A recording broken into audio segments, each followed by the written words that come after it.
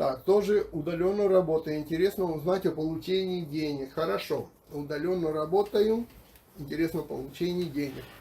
Получение денег легальное и нелегальное. Какое вас интересует? Нелегальное — это перегоняете на криптовалюту, идете у нас в обменники, этим же занимаются и аргентинские обменники, этим занимаются и русские ребята, которые тут уже организовывают свои обменники между своими. Не знаю, насколько их хватит, потому что, во-первых, это, ну скажем так, за это если поймают, то по шапке надают.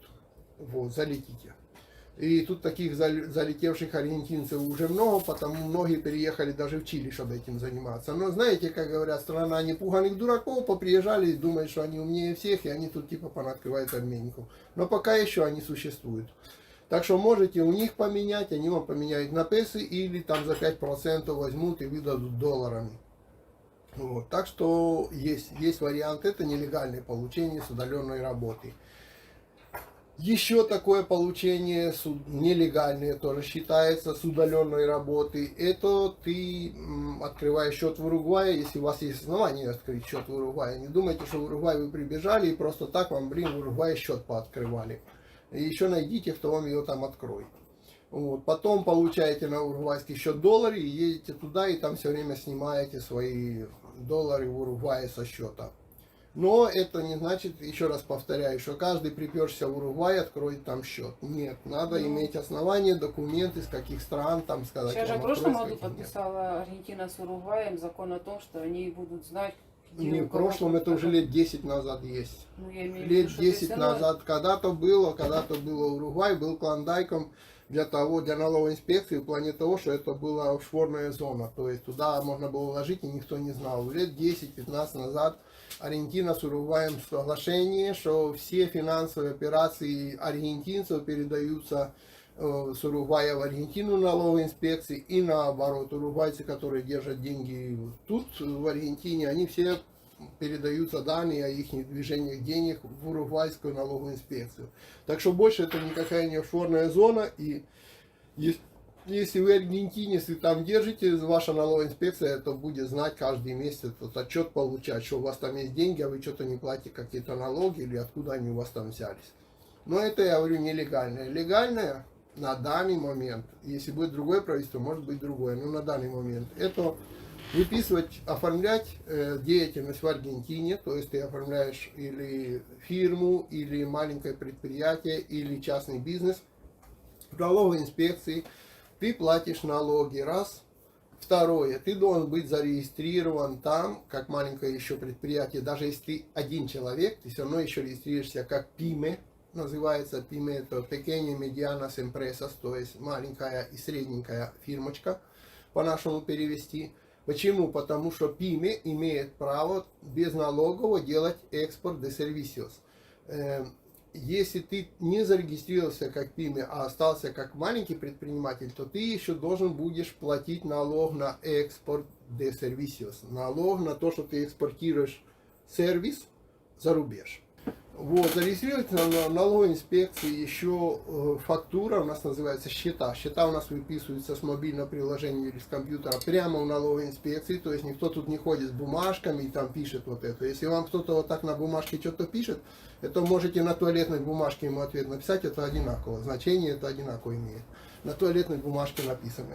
Если я даю услуги какой-то фирме, какой-то магазину, еще кому-то официально, я выписываю прямо в телефоне, в приложении, захожу на налоговую инспекцию под своим налоговым номером, выписываю там счет, за что, сколько, куда денег я получил, и оттуда же прямо компортир по WhatsApp или еще почему-то я передаю вот эту фактуру. То есть она выписана прямо на сайте налоговой инспекции.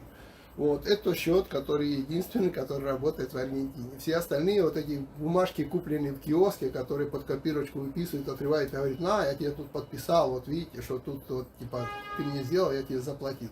Это можете потереться этой бумажкой.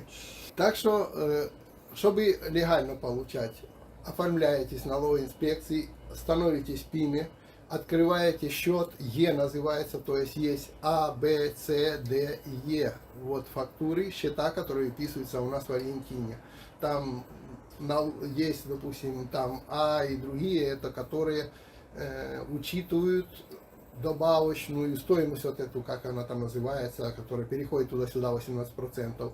С, это, к примеру, моноатрибутисты, такие как мы, которые уже она там заложена в середине, то есть вот эта добавочная стоимость. И Е, буковка такая, чик-чик-чик, это счета выписываются за границу. К примеру, мы с Ютуба получаем деньги, мы каждый месяц выписываем счет в налоговой инспекции, фактура Е, что Google с адресом таким-то, выслал нам оттуда столько-то вот денег, к примеру, да. И ты должен указывать. И реально эти деньги должны тебе переходить на счет. И переходить на счет они тебе будут по курсу вот тому доллара официально, который я вам показывал, по 180 там, с копейками. Потом ты можешь в песах, не в долларах. Потом ты можешь взять там эти вот свои песы и пойти в 2 раза дороже купить свои доллары. То есть вас, почему и выгодно много курсов доллара, потому что в 2 раза отбирает правительство, получаете вы по таким законам. Это то, что легальный путь. Но ясный перец, я же рассказываю, это то, что является легальным путем. Но нормальные герои всегда идут в обход. Но они идут в обход на свой страх и риск. То есть каждый, конечно, получает, как он считает правильным. Но я рассказал 2 варианта. Есть и тот, и тот. Есть и такой вариант, есть и такой вариант. А уже каждый сам выбирает себе свои проблемы. С каким вариантом он хочет связываться. Так, если будет курс 1 к 1, тогда будет нормальный вариант и государственный. То есть 1 к 1 вы получили, типа, к примеру, там долларами на счет, и распоряжаетесь, платите налоги. Но если мало курсов, то есть много курсов, то тогда нет, тогда не выгодно. Вообще И про ставить налоги я отдельно. вам скажу. Смотрите, берите бухгалтера, они сейчас стоят 5-6 тысяч песо в месяц. Отдавайте свое дело бухгалтеру, заключайте с ним Да. ну даже не договор, а мы по телефону. Леня видел своего бухгалтера в интернете, написал ему договор. Я его лично вообще никогда не видел. Потому что меняются законы. Вы что-то можете не знать, вы что-то можете пропустить.